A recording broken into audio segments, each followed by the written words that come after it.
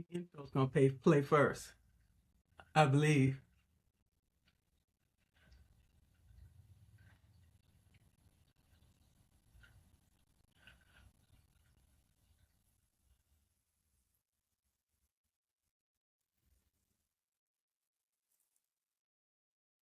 I'm not seeing anyone yet, but it should be soon. Okay, this is only the second time that I've used uh, Restream, and so we'll see. Hi, Milman. I'm not sure if you're seeing any names on your screen at all. I'm not. Oh, I see, but I do see there's a people. Oh, okay, I see us. Oh, you see us? Hi, Stacy. Hi, Carrie. I have this open in another screen, so I don't know if you see any names or not. I'm not, but I don't think it's that important. It's just Okay. nice to know that there's folks here. Yes, they're coming in. Yeah. It's showing that we have 3 people, Mhm. 3 additional people, including us. Hello, everyone. Thank you all for coming in. We're just going to wait here for a few minutes before we start. Okay. Thank you very much for coming. I appreciate each and every one of you. That's why I have my other screen open on my iPad, okay? Because I can't see nothing here, okay? But I can assure you they're here. Wonderful. Absolutely. So we're gonna get started here, okay? Because I want to be respectful of everybody's time. Everybody's on different time zones, and some people are at work right now, and maybe perhaps some other people are watching another live somewhere else. So we're gonna make sure this information is made available to you, okay, on a replay. So, hello, Thriving Minds. Thank you very much for coming. I am very honored to have with me today Dr. David Lee Fish. Hi, Howell. I have Dr. David Lee Fish here. He is a performance anxiety, okay, specialist, author, and founder of Rise Up 8. Okay? He's trained in the Zen lineage that shaped modern mindfulness. Okay? He created the READ method to help executives, artists, athletes tame speech fright, okay? And perform with confidence under pressure. Now, who doesn't want that? Most of us on this platform are introverts, and the rest are extroverts, or a combination between the two, which is ambivert. Okay? Myself, I am a introvert, but we have to be extroverted if we want to sell our services, right? And our products. We have to figure that out, okay? We have to figure out about this anxiety, okay? Because the anxiety can impede us from being successful, right? So what do?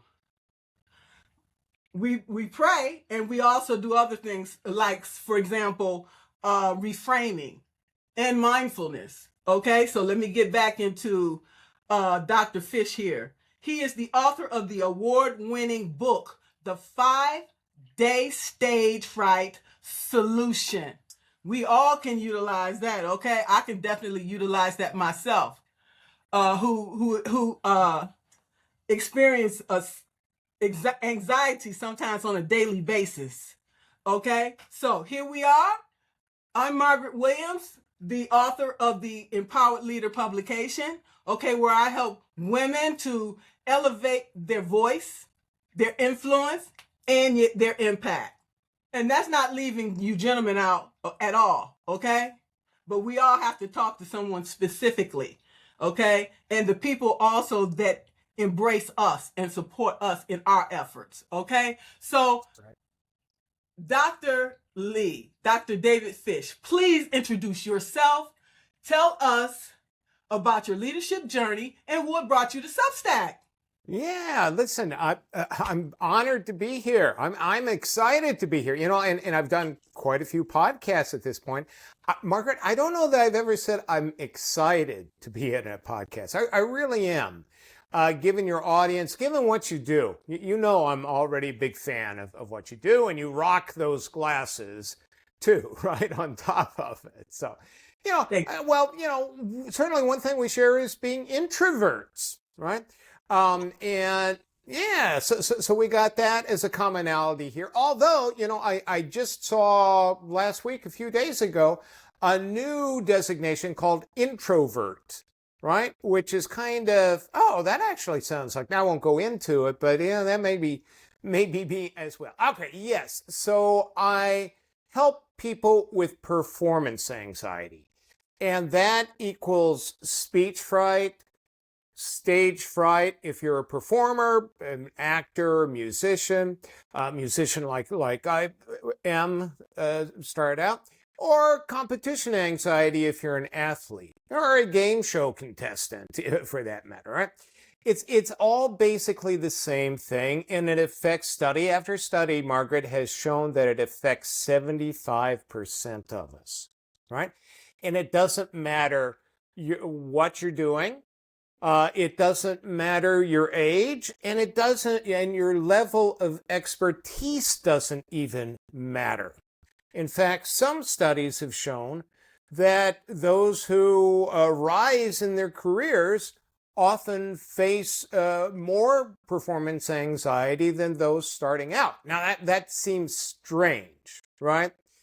You would think as a professional and you gain experience, you gain confidence, right? And when I work with executives and CEOs and professional musicians, what have you, professional athletes, I get them to talk about what they do professionally. And Margaret, they have lots of confidence in themselves. They know exactly what they're doing, professionally. What happens, though, is when they get in front of others, and we can get into the kind of the mechanics of this, and I think it's important to do so, but performance anxiety comes in and it undermines their confidence. They already, this is especially true, I find, in the business world, right? With folks who, CEOs, marketing people that speak in front of others. And it could be a formal presentation. It could just be like a committee meeting. It could be a job review, a job interview. And when they do so, performance anxiety sneaks in and undermines the confidence that they already have, right? So that's kind of what my first message is lots of people think, if I could find more confidence, I wouldn't get nervous.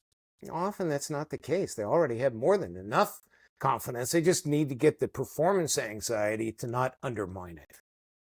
Okay, let me use myself as an example. I like to use myself as an example because I know myself better than anyone else, okay? So I was here on Substack over a year before I wrote my first post because I felt that my writing was not good enough. I had an associate's degree. I had a bachelor's degree. I also was finishing my master's degree.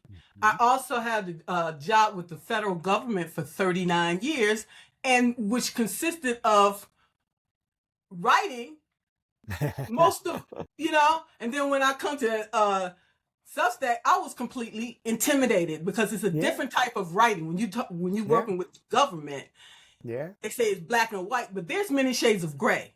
Okay. Now, when I come to Substack, there's even more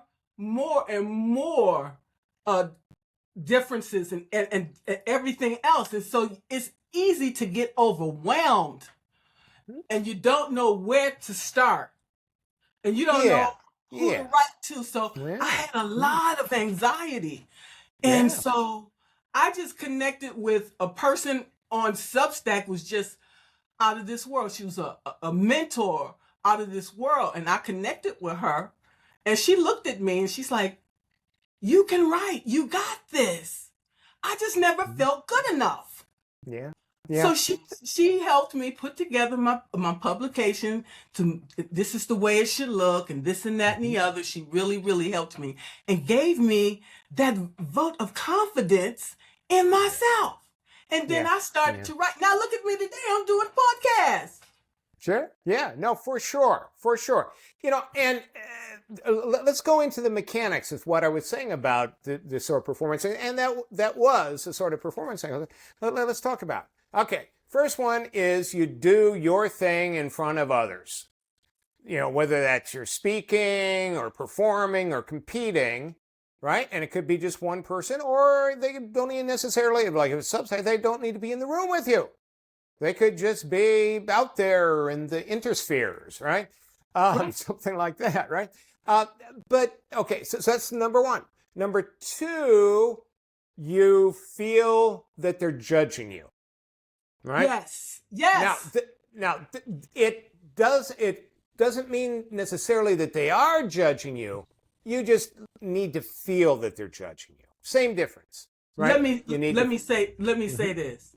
There are going to be people that are going to do this purposely.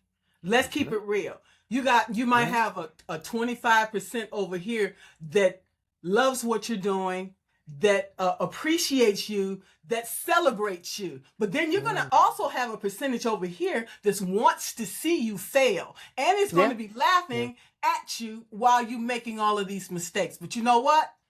I utilize that for fuel. Will's like, okay, I got egg on my face today. Okay. But tomorrow after this, I'm going to approach this thing a whole lot differently, based on the lessons that I learned from this experience. So they laughing. He who laughs last laughs best. My mama taught me that. So you laugh today. You laugh today because I'm going to be rejoicing tomorrow. Because I have learned all these valuable lessons. Absolutely. You know, when I was a professor, I used to tell others, or I was chair of music department, you know, and I would say, okay, if I walk out of my office and I turn left, there are going to be people who said I should have turned right. And if I turn right, there are going to be people who said I should have turned left, right? So, you know, I think you alluded to kind of a Zen background that I have that informs my performance anxiety. And I think that would be valuable to get into. Let me just finish up with the three parts of what I was saying, that kind of the three legs of the stool with performance anxiety. You do your thing in front of others. Second, they judge you on it, or at least you feel they're judging you. Third, if the judgment was negative, it would constitute some sort of threat, right? Now, sometimes that threat is, you know, very present and real. If it's a job interview, you don't get the job. If you're auditioning for Berkeley, you don't get, or for Juilliard or Berkeley, you don't get into the school, right? Other times it's more subtle, it's more existential, right? Maybe it cuts to your self-worth, or, maybe insecurities that you have. But at any rate, when those three factors are at play, Margaret, 75% of us are susceptible to becoming nervous, right? So the first, doesn't that sound like it's perfectly normal that you get nervous if you're... It is, because like you and I talked about before this live started, if you don't feel something, then that's not good. Okay? Yeah. I know 3 performers off the top of my head. Beyonce, okay? Adele, okay? And Barbara Streisand. They get stage fright before they go live, okay? Sure. Sometimes people even throw up before they go live. Oh, think of the level of threat that they're experiencing. An international career could be harmed by a bad performance. And the bigger the stakes, the larger the stakes, typically the larger the threat. Oh, absolutely, right?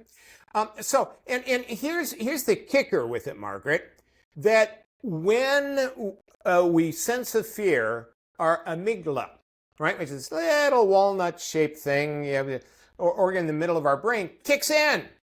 It's beyond and before our kind of logical mind thinking. It comes in to protect us like an internal bodyguard. Now, the only way it knows how to protect us is by pumping adrenaline into our systems, because that's how it helped us, flee from man-eating tigers, hundreds or tens of thousands of years ago, right? So that's still the only way, even though you're in a boardroom and you're still sensing a threat, it's preparing your amygdala, through adrenaline is preparing you to flee, fight, or freeze, right? So it's very maladapted to our modern world. That's all we got, right? Okay. If I could take you to that Zen lineage, because I do think okay. And it is the root of mindfulness. Now, mindfulness has had a number of different influences, yoga and different types of Buddhism beyond Zen. But one of the key central influences was through the founder of mindfulness, this guy named Jon Kabat-Zinn. And, I found out that I hadn't heard of mindfulness, but actually a therapist told me about it and said, oh, well, she asked me, what do I do about my speech fright and stage fright? I said, well, it's very quirky. I studied with the Zen master when I was young, and he taught us how to detach ourselves from thinking, from feelings, right? Detachment, right? And she said, oh, wow, that sounds like this new type of therapy called mindfulness. Have you heard of it? And I said, no. She said, well, here's a book by Jon Kabat-Zinn. And I thought, wow, this looks really familiar. And I looked at his bio, and he had studied with the same Zen master, right? So the other parts of mindfulness I've not picked up. I don't use it with my work. But what I do use is what the two of us learned from our Zen master, Song-san. And Song-san, this was his all-purpose precept, Margaret. Only go straight, don't know. Right? Only go straight, don't know. So let's go back to your getting on Substack. The only go straight part of that was just post. Right? If you want to post. As far as you being criticized, you don't know how to write, whatever that is, Song-san would say, don't know mind, right? Don't come to a conclusion about it, right? Coming to a conclusion about it just dissuades you from only going straight. And from engaging in what you want to do 100%, because you're over here arguing with your doubts in the back of your mind. That's not the time to do that, right? And there's really no way to get that bodyguard to shut up, right? It's just too hardwired into it. So the best thing you can do is ignore him, accept him, ignore him, and go back to only go straight. Right? So, if you're in a meeting, you're giving a presentation, you're convinced that some guy in the third row is looking at you cross-eyed. Don't know. Only go straight. Right? Don't worry about him being crossed. He could just have crossed eyes. You don't know. Right? So that's kind of, it's a very simple solution. It's not a cure. If you're prone to getting nervous, you're always going to get nervous, right? But it is a solution, a simple, surefire solution to it, the best we have. And that's why mindfulness has become, kind of the gold standard of therapy. What I do isn't therapy, but, mindfulness has certainly become that. I love that, because to be honest with you, I get nervous every time I'm going to go live, okay? Now Mm. it was heightened because this is the second time that I've used Riverside. So, and the Yeah. first time that I've used it with a guest. So my anxiety was through the roof this morning, and I hope that I didn't take that and transfer it to you. No, Okay. you did not. I mean, you were only going straight. I mean, Okay. but yeah, I mean, you mentioned it at the beginning, but yeah, I mean, and of course you would. There's a threat, right? There's a Yeah. threat here. You have folks who are giving their time to us here, Right. that you don't want to disappoint them. That's Right. a threat, right? Exactly. Exactly. You only live once, so our conversation we could do a do-over, I suppose, but it's not going to have the same energy as the first time. So Exactly. if the wheels fell off of this time, that's a bit of a threat. You don't want your podcast to the wheels to fall off of it in a live interview. So that's a threat as well. So you had plenty of reason to be threat, right? Yes. Um, Yes. and when people say that okay, many people feel they're somehow broken when they experience performance anxiety.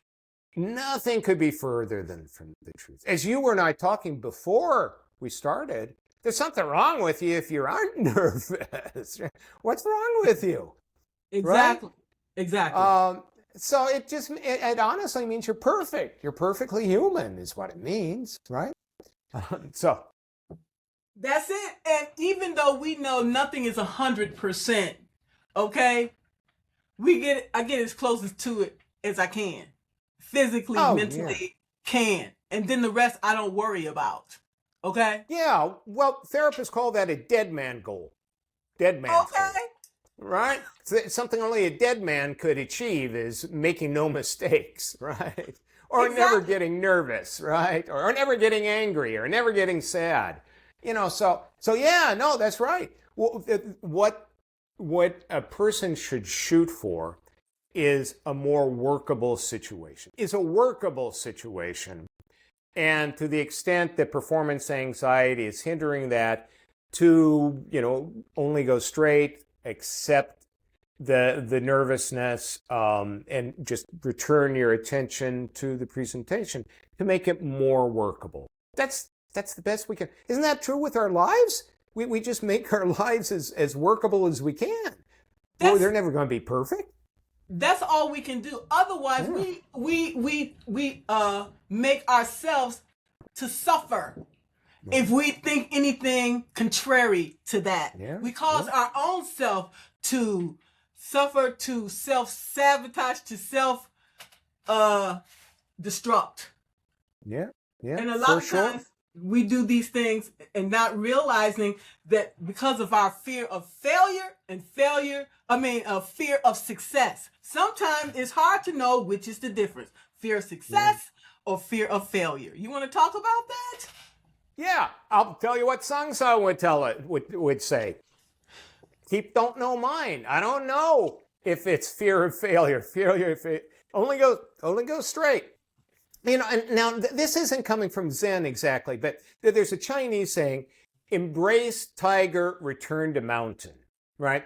So the embrace the tiger would be you're speaking, you're doing a podcast, you're performing, you're in the middle of a competition. That's not the time to be figuring out whether this is fear of success, fear of failure. Is it well-founded? Is it has something to do with my upbringing?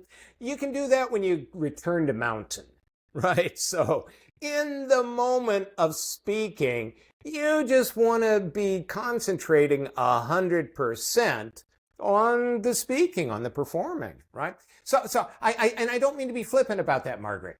No, It, no, no. I just want to say something before I forget. What you're talking about is resemblance of overthinking, yeah, yeah, which is a form of self-sabotage. yeah, yeah, yeah. Paralysis by analysis, right?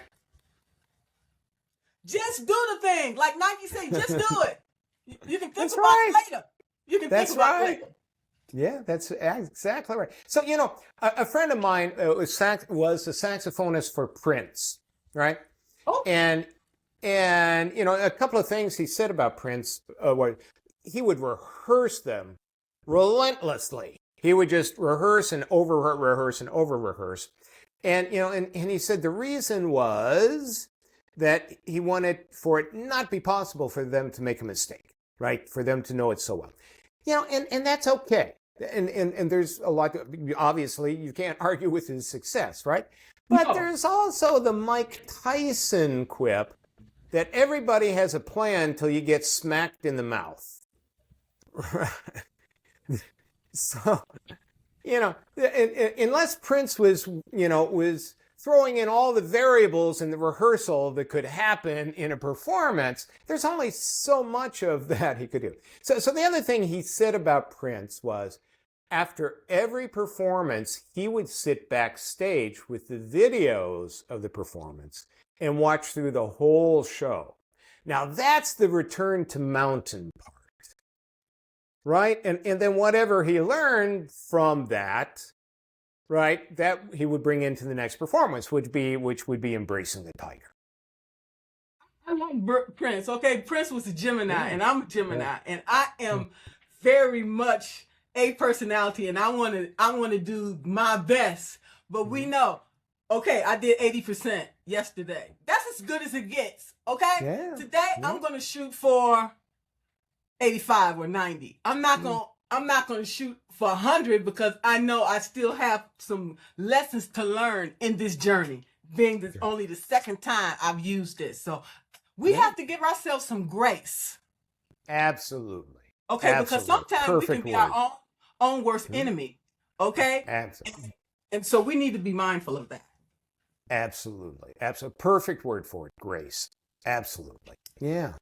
You want to talk about that more, or? No, that tends to be more Christian thing than a Buddhist thing. But I imagine there's a Buddhist equivalent of it, but it's not sort of my area of expertise. It is what it is. I'm not religious. I'm just spiritual. Okay, and I'm gonna leave it at that. So in this process, we're talking about this anxiety. You mentioned 3 anxieties at the top of this. You talked about stage fright, and it was something else. What else? Speech fright. Speech fright. Speech fright, stage fright, and performance anxiety, right? And they're all basically the same thing, Margaret, right? They all are triggered by those 3 things. You do your thing in front of others. You somehow feel they're judging you. And then if that judgment were negative, it'd somehow be a threat. Even Shohei Ohtani, right? The GOAT of Major League Baseball, admitted to being nervous when he went back to Japan and did a game with the Dodgers. Why in the world would someone who is just incredible as both a pitcher and a batter, what would he have to be nervous about? But somewhere in there was a threat, right, for him. Not wanting to disappoint his hometown fans or whatever it might be. Yeah. So, I would say this to folks who are watching, listening. It can sometimes feel that I got nervous for, well, you might think to yourself, why did I get nervous about that? That's such a small thing, right? But, typically what you're getting in those sorts of situations, what you're getting nervous about is a surface worry, right? And there's this technique called downward arrow that you can use to bore down to find a deeper fear, right? And so, okay, Shohei doesn't want to disappoint his hometown fans. Okay, if he did disappoint his hometown fans, what would that mean? And if that happened, what would that mean? And if that happened, what would that mean? And typically what I find is that people find that there's something really legitimate and really significant at the bottom of all those fears. So it's seldom trivial, right? At the heart of it, what you're worried about, what worried you, isn't that trivial, right? And think of, in particular, think about women in business, right? let's say they give a report in a committee meeting. Well, they immediately have some pretty, I think, obvious surface worries. They're not going to be taken seriously by the men in the room. But okay, so what happens if they're not taken seriously by the men in the room? If that happens, then they're less likely to be considered for important assignments. And if that happens, then they're less likely to, find advancement, right, in their career. And if they don't find advancement in their career and so forth, and then you get down to something that feels like the rock solid foundation of what they're nervous about, right? Exactly, and that's what most of us have experienced, especially me, for the majority of my career. Okay, so so obviously I'm going to go into it with a mindset. Well, regardless of what I say, they're going to take it with a grain of salt, and they're just going to throw it in the trash. You know what I'm saying? So it's and the best you can do in the moment is don't mind. Don't let it deter you, right? Right. Yeah, That's what they want. That's what they want. Mm-hmm. They want us to give up. And giving up is not an option. Okay? Never an option. Okay? So what alternatives? So before I open my mouth, give up or settle for less. No, that's not an option anymore either. That's why I retired. Because I'm not accepting anything less than what I expect. And that's why I walked out the door. Okay? Yeah. I'd rather do without that. Okay? We can do bad by ourselves. I don't need no help. Yeah, Margaret, you mentioned in my introduction, I created something called the READ method, right?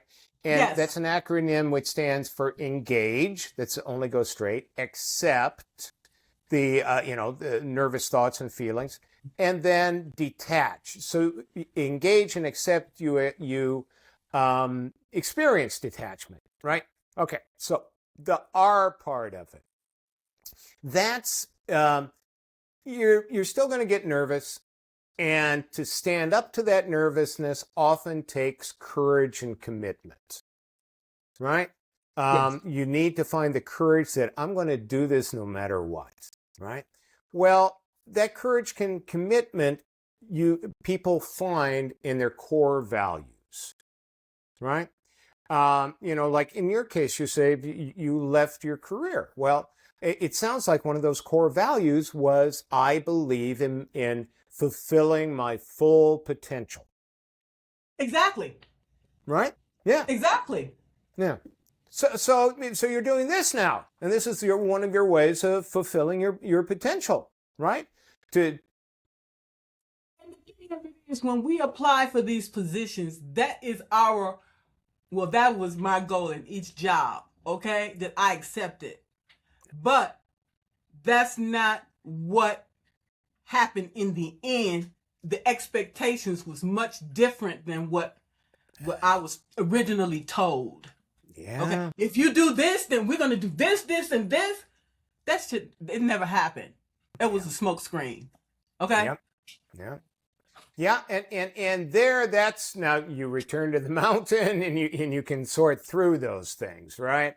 Yeah, and that's, I worked around a lot of female colleagues, professors, and it may be the worst in the military, but certainly academia is full of male professors mansplaining things to their female colleagues, and so it happens there too, and it's even more difficult for female academics as they rise up.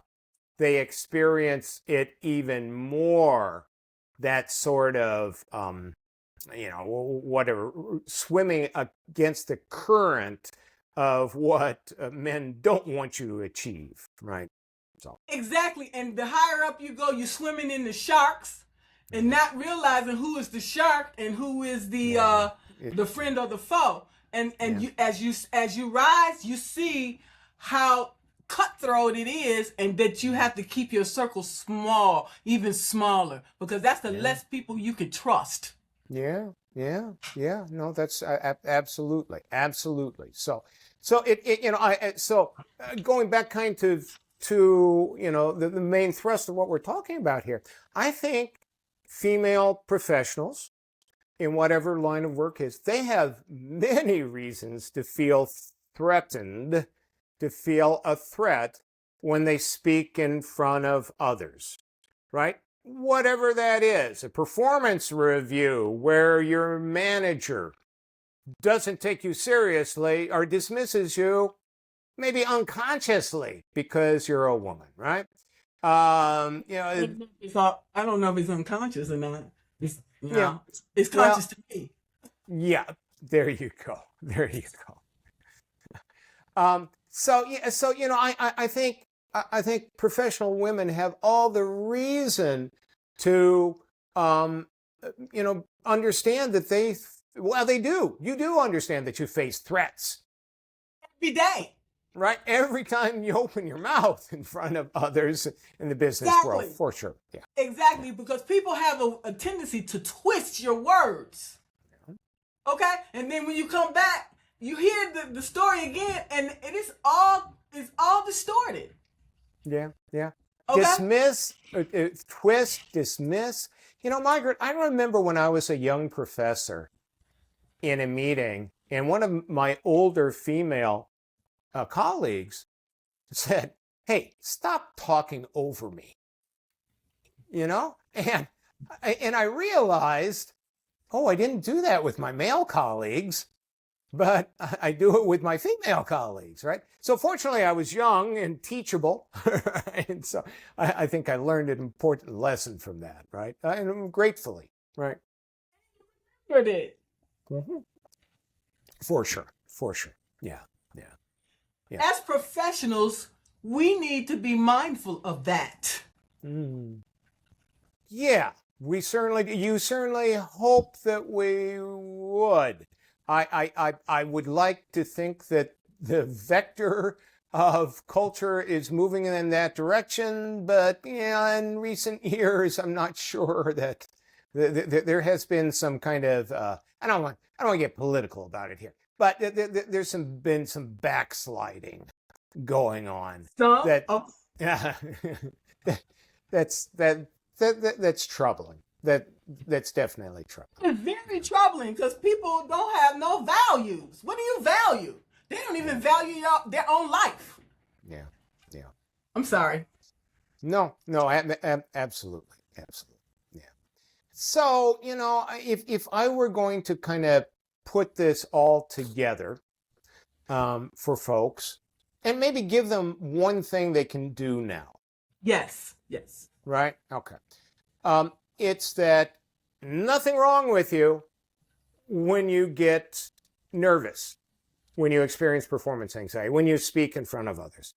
It is a perfectly natural response to a threat, to a threatening situation. And it's your amygdala pumping adrenaline into your bloodstream, which causes the labored breathing, your quivery voice, your mind goes blank. Because remember, this adrenaline was to flee, fight, or freeze. You didn't need to argue your way out of being attacked by a man-eating tiger, right? Okay. So you experience but the amygdala only has this one tool to protect you with. I call it the internal bodyguard. He's only got one tool, and that's adrenaline, right? So it pumps your body through, and then you get more nervous because, oh no, I'm losing control of myself, I had a wonderful colleague that we had a Japanese ensemble that I led at my college. She was, when she would give lectures she was, a nationally known scholar. She would give, the keynote speeches at conferences, and she did wonderfully. When she would play in my ensemble, she'd say, "David, I'm afraid I'm going to pee in my pants." Right? I'm serious. So now you have another worry when you get nervous that you've lost control of, kind of your higher functions, thinking, which is what you really need to be doing, right? Okay. So that internal bodyguard, when you're speaking, it's not the time to be, debating it, that there's nothing to worry about here. It's not time to argue with it. Oh, you're silly. That's not the time. You need to be concentrating on speaking. So just accept it and return your attention to speaking. And you likely will have to do this time and time and time again. Like every 5 seconds, every 10 seconds. That's perfectly normal. Okay? And then, so those are kind of the main things here are that there's nothing wrong with you. Your amygdala has sensed something threatening here, and it's trying to help you, protect you from it in the best way it knows how. Last thing is, at some level, it's probably a legitimate threat, right? Yeah. You may be blowing it out of proportion, but again, in the moment's not the time to be, figuring that out, right?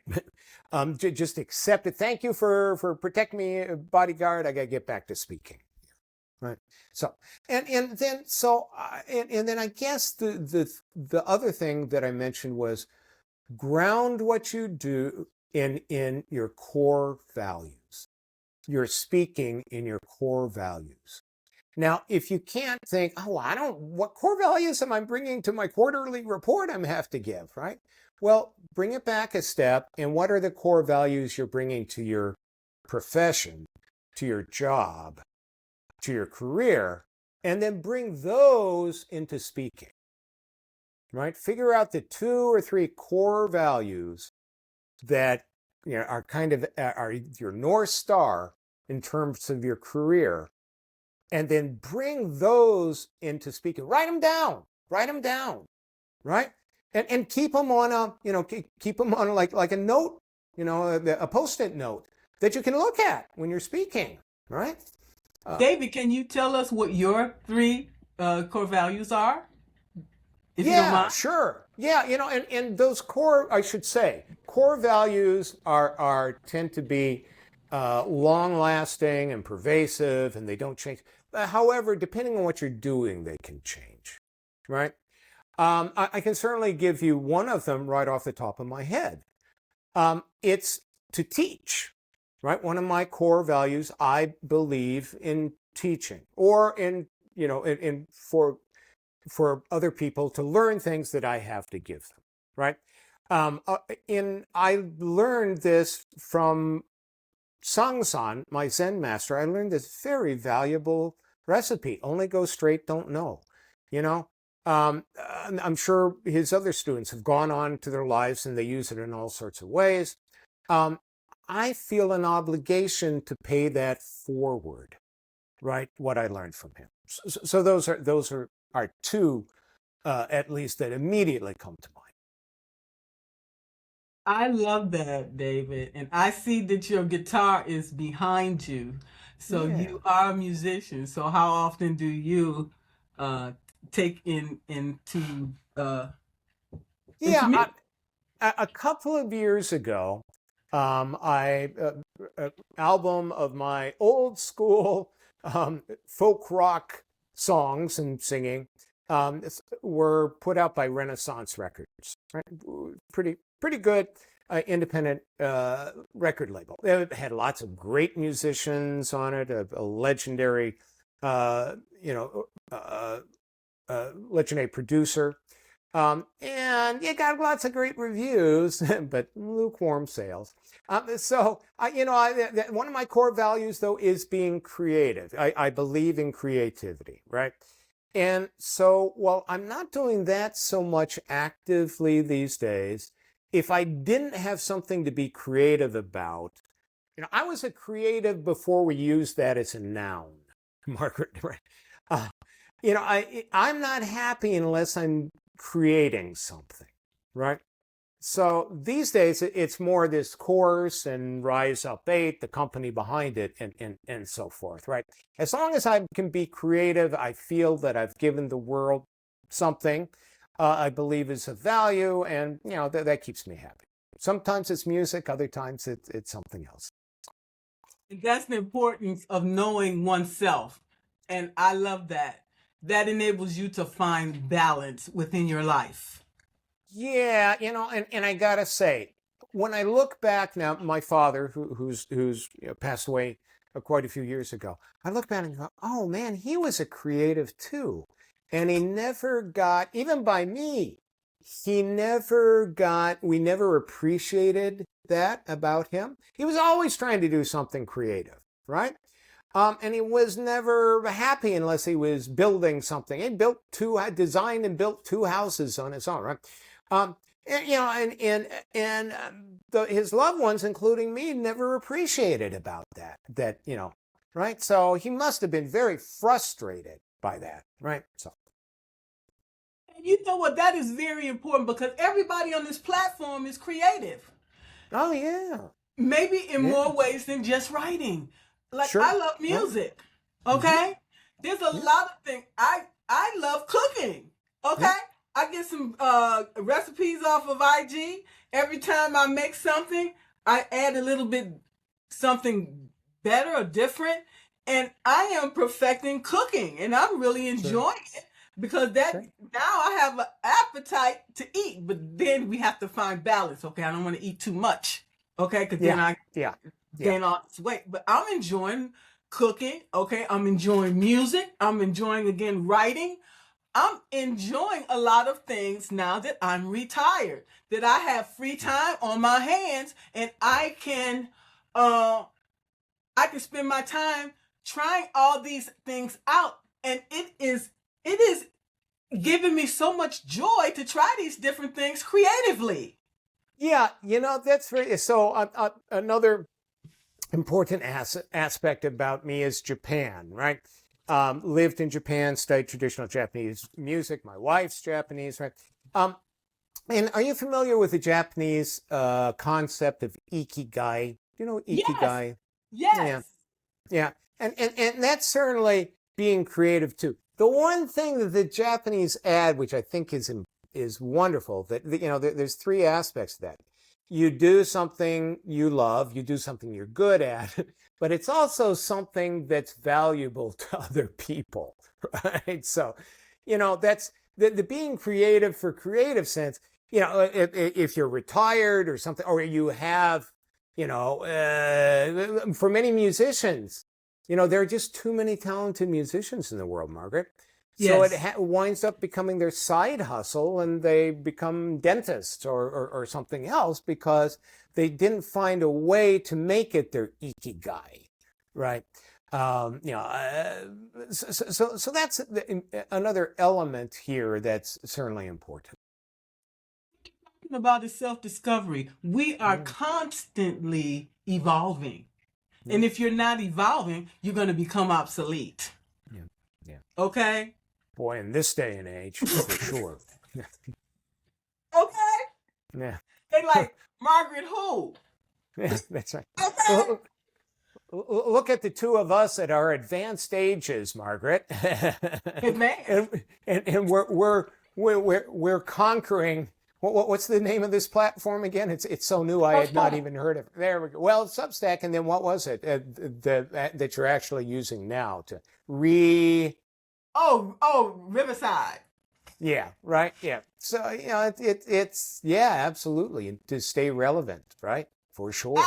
Absolutely. Going from not being able to write, now being on Riverside, that speaks volumes about my journey and where I came from. Okay? Yeah. And if everybody look at their journey the same way, you can see how much you have progressed. Okay? You are much further along than you even have even imagined. Yeah. Okay? And so we have some... Okay, go ahead, please. No, how much time do we have left? But before I go into something kind of long-winded here, how much time do we have? How much time you need? Okay. Well, so one of the things I taught was music business, right? Right. And, I remember distinctly a year when my incoming freshman class came in. There was no Spotify. By the time they had graduated, Spotify had taken over the world, right? And it looked like this radically different thing. And it's true, it was and it is radically different. However, there are variables and there are constants, right? And I would say with what you do, with what many successful people do, they understand what those constants are. Like with Spotify, they're still using marketing concepts that have been around for ages.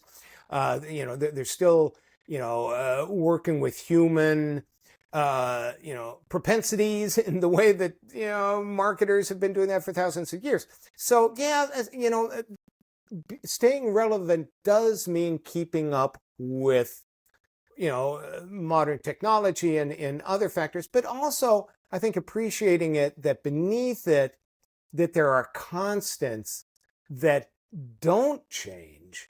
And often it's the ones that I think that are successful are the ones that harness the new and also understand the constants that still remain, right? So we can see that with companies like Apple, Nike, Google. We can look at all of these companies, even Amazon, how they have transformed their business acumen over time. You have to, otherwise you cannot remain in business. If you want to keep this competitive advantage, you'd better figure it out real quick. If you haven't already, right? That's right. That's right.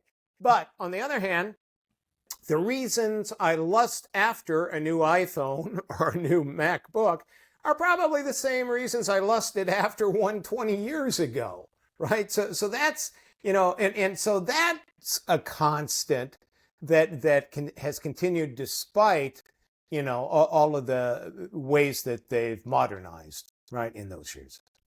Right. And now I'm looking at, okay, well, how can I utilize these things to last longer? Okay. I got to go in and delete all of these files off my phone so it can work faster. Okay. Cause I can't answer fast enough cause it's steady just, okay. So we have to realize things we need to get rid of, things that we need to replace, and things that we need to, new things that we need to implement if we want to be thrive in our industry.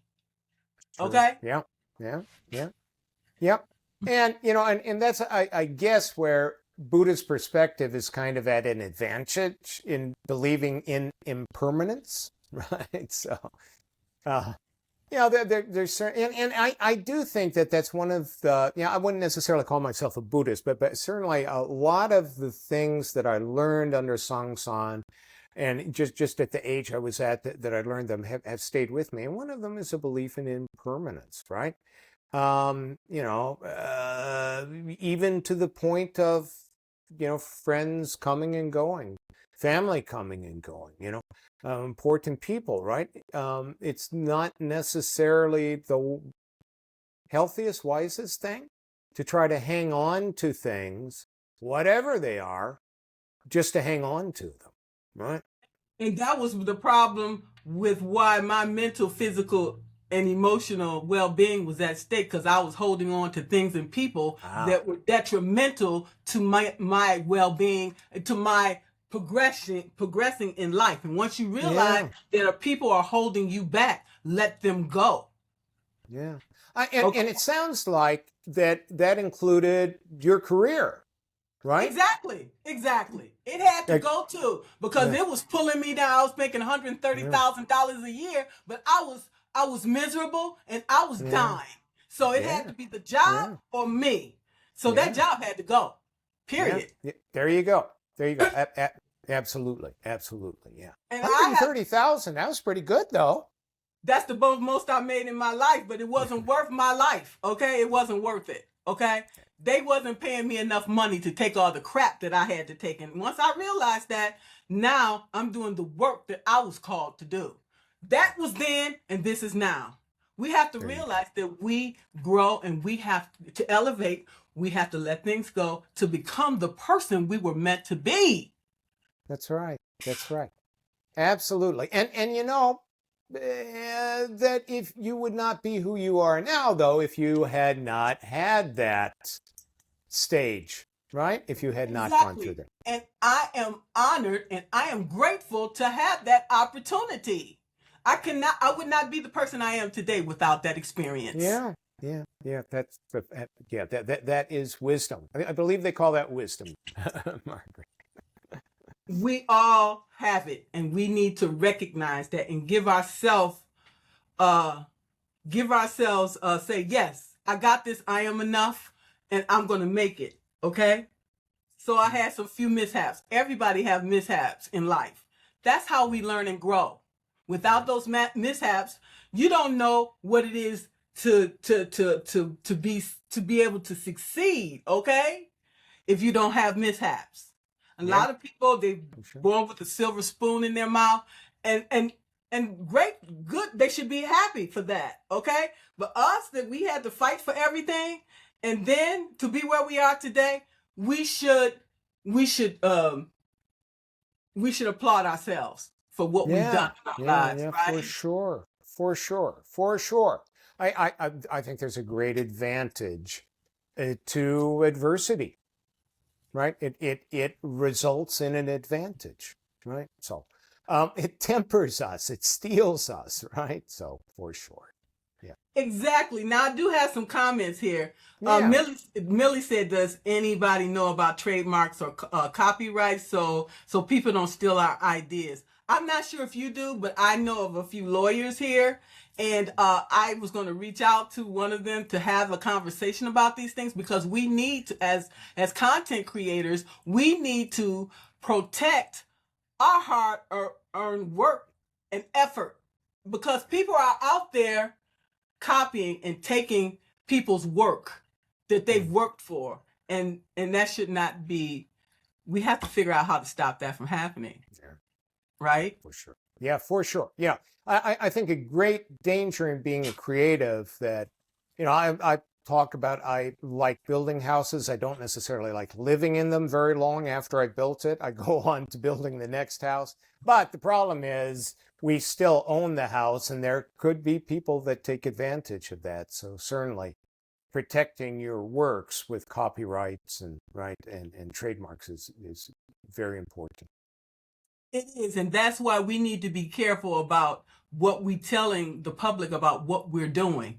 Keep Hmm. some things to yourself, okay? Because people out there taking your ideas, okay, and utilizing it for themselves. So be very quiet about what you're working on. People don't need to know, okay? Keep people on a need to know basis. If they don't need to know, don't tell them. That's how we Yeah, shoot ourselves in the foot a lot of yeah, times. that's certainly orthodoxy in the music industry. You don't talk about what you're developing in the music industry. Um, you know, because first of all, you kind of blunt the effect of it if it leaks out, right? And people can try to horn in on it for sure. Exactly. So I have some other questions here. Um, let's see. Someone talks to you because they know you can beat them with your words or ideas. Yeah, it's a lot of people out there with insecurities. Like David, lead them to themselves. Okay, let them figure it out. Uh, Well, because and again, in the moment, it's not the time to be worrying about that, right? right, All it can do is distract you from speaking, right? exactly. And we cannot allow people to do that because most of us have been quiet our whole lives, and then we decide to speak up, and then all of a sudden we become a problem. No, we're not the problem. The people that are trying to shut us up is the problem. They need to shut There the you hell up. Sorry, David. Okay. Okay. Or give an average review when you deserve excellent review based on doing work for them. That is highly praised.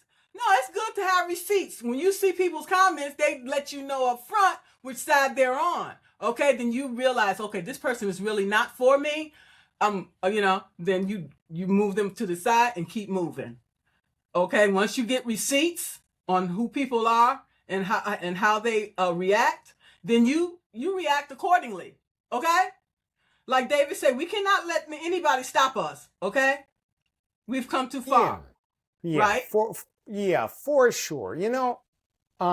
And this is where the return to mountain and sort through things is so important, right? But Right. Van Gogh sold one painting in his life, right? Really? What? Yeah, he only sold one painting in his life, right? What if he had let that lack of sales deter him?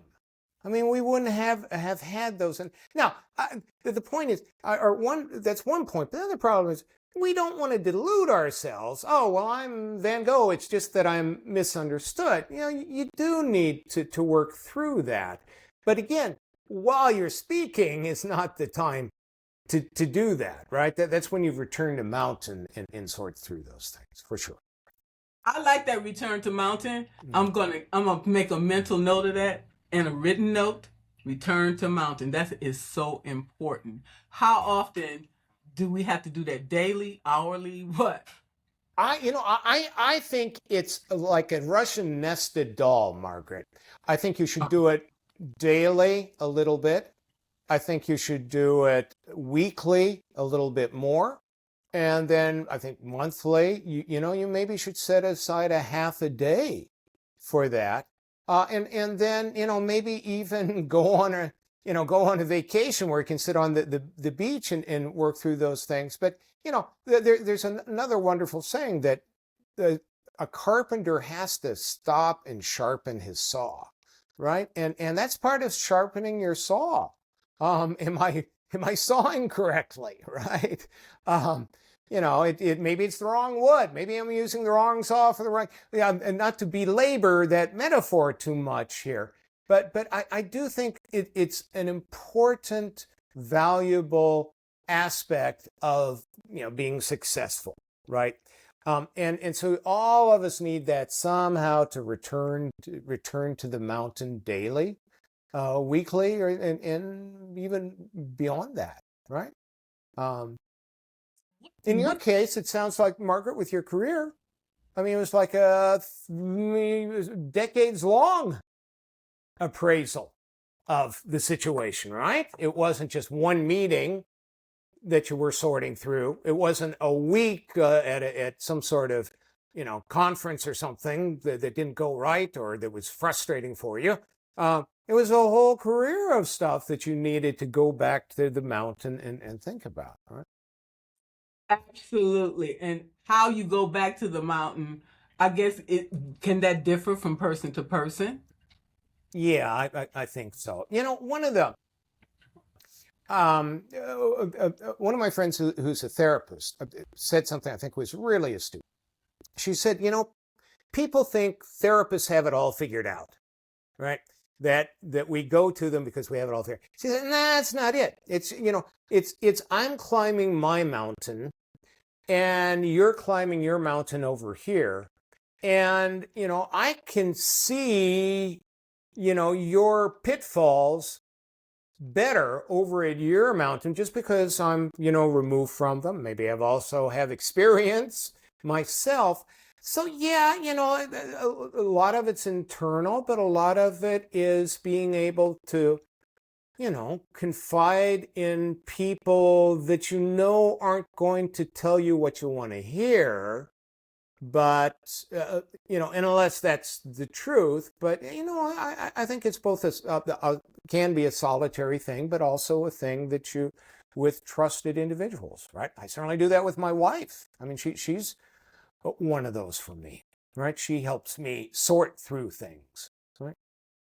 We all need that. It's like the people call us out on our stuff. Now you're wrong. You Yeah. shouldn't have did this. Or you shouldn't have did or said that.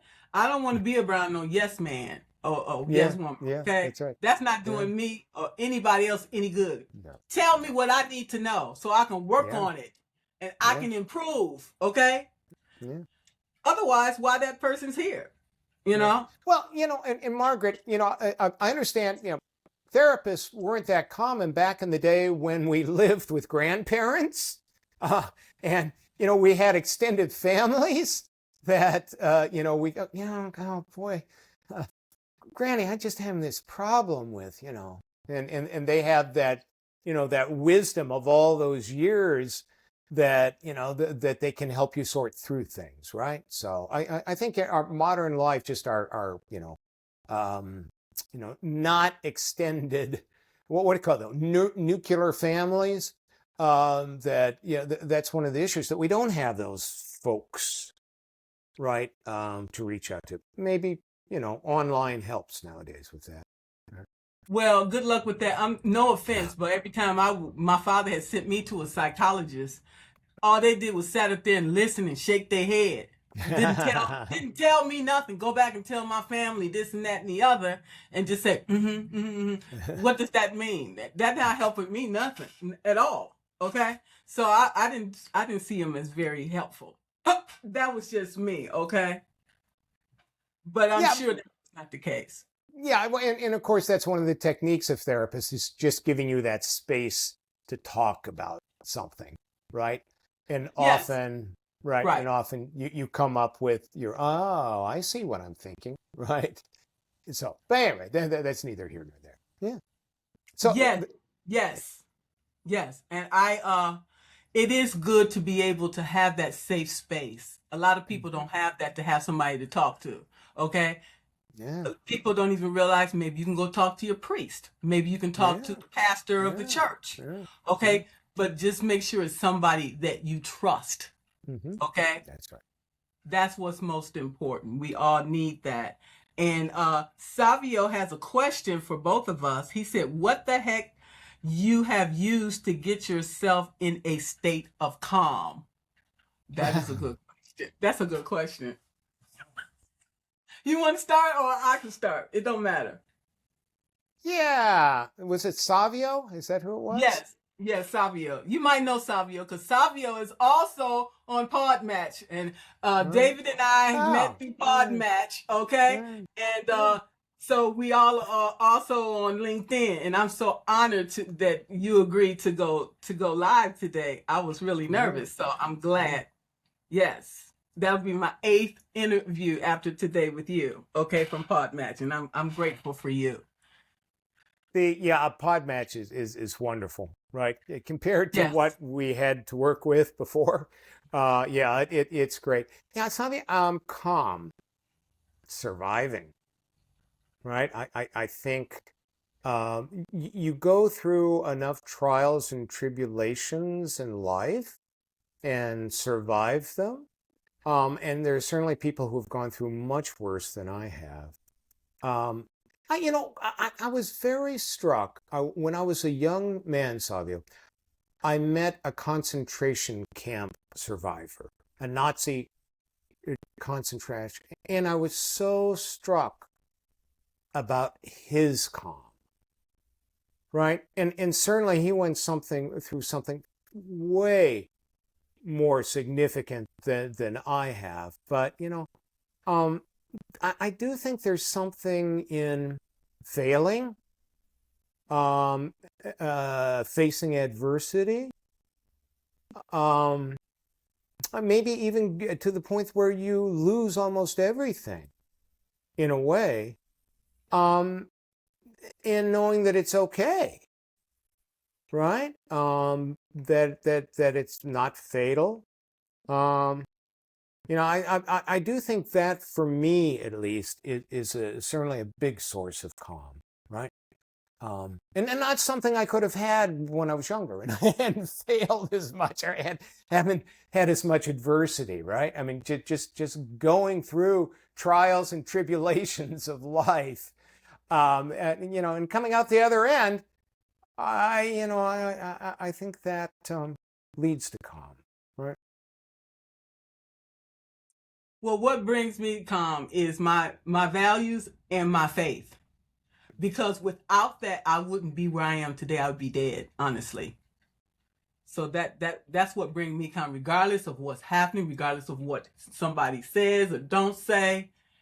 I know for a fact that I'm going to make it.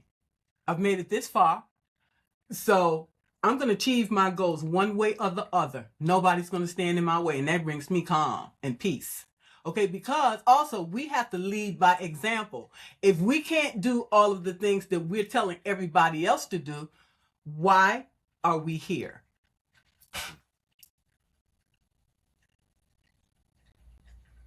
Amen to that. So I wanted to see if anybody else have any comments, or does anybody have any questions or comments for David? I don't see that anyone else have any comments or questions. This has been truly amazing conversation, David, and I want to thank you so much. Okay. Yeah. It's been an extraordinary experience for me, Margaret. Thank you so much. Yes, I am truly honored. Do you have any suggestions or any recommendations for our guests or people that's going to be watching the replay? Yeah, only go straight. Don't know when you are speaking, right? Accept whatever nervous thoughts you have.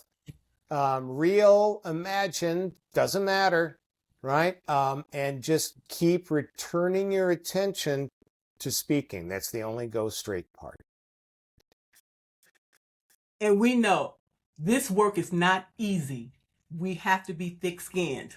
Otherwise, you're in the wrong place. And that's just the honest to God's truth. Yeah, that's right. Don't expect a cure. That's a dead man's goal, right? Just for sure.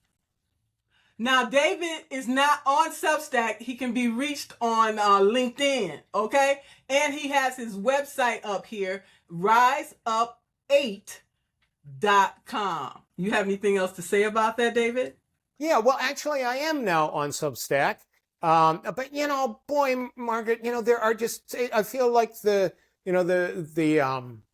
do you call it? The acrobat with the plate spinning, right? On sticks. There are just so many with IG, LinkedIn, now Substack, and Facebook, YouTube, TikTok. How one person can be on all of those things is just beyond me. But all right, Rise, just come to my website, folks, if I can be of any help, of any interest, you want to chat. The socials that I am on, you can find down at the bottom of, in the footer of the webpage. And you'll also find information about the online courses, Speak with Confidence and Perform with Confidence, Compete with Confidence there, right? I even have a free intro lesson you can try. This has been awesome, and I hope to see you more on Substack now that you're on here. Okay, wherever you are, I'm gonna find you. Okay, because I'm resourceful. I love it, Margaret. Margaret, this has been a true joy. It's been a true joy. Thank you so much. It has been. Thank you so much, David, for your time, and all of you as well. You all take care, and thank you very much. Bye-bye. Bye, folks.